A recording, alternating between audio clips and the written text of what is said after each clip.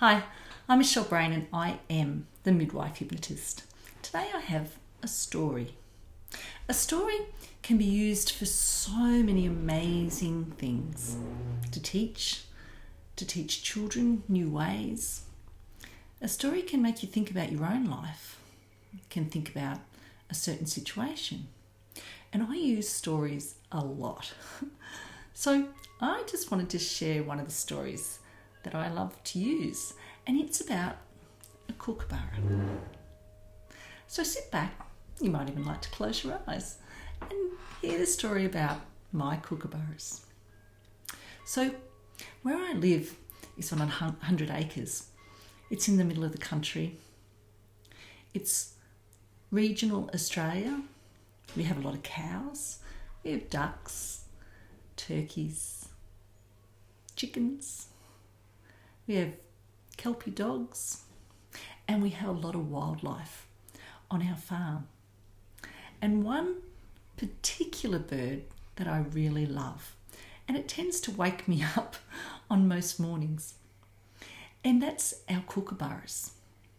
And kookaburras are such a big bird, and until you see them close up, you don't realise how big our kookaburras are. And they've got a beautiful brown tinge to them, and generally they're white with this bit of brown fleck.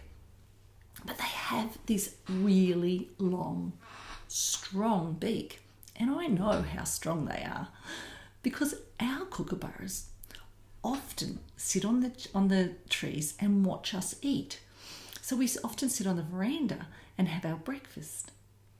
And these kookaburras will sit there laughing and watching us. And often they'll come down and they'll swoop down and steal our food. They really like my T-bone steaks and my bacon. And this particular morning, the kookaburras were sitting just across from the veranda. And I know when they're going to come and swoop down because they have this particular spot that they sit in.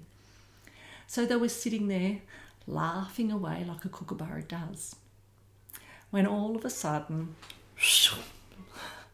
the bacon I had my fork in my hand and the bacon just about to go in my mouth, and down came the kookaburra and swept straight through it and took it out of my hand. And like I said, that's a common occurrence, but they tend to like the bacon and T-bones if we're sitting there having tea.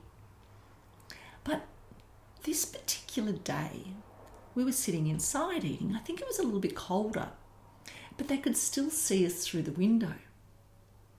And I could hear them laughing out there every now and then. And before I knew it, there was this big bang.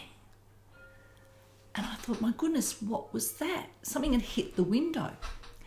And I walked out and here's this kookaburra. And he's flat on the veranda.